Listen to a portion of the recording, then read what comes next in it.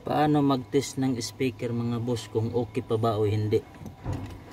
So ito mga boss, dalawa. Ito yung luma. So i-test natin mga boss. Yung tester, multi-tester mo naka sit sa continuity test. So subukan natin mga boss tong luma. Yun, walang continuity. So dito tayo sa, so ibig sabihin sira to. Dito tayo sa isa. Ito mga boss. Yun. Ito na speaker mga boss, ito yung okay. Pag ganyan mo yung multi-tester, parang may static siya, tapos yung may continuity. Yun. Okay to mga boss.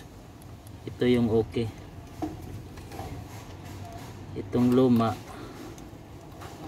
yun, wala talaga. Oh. Yun ang pag-test ng speaker mga boss, kung sira ba o okay pa.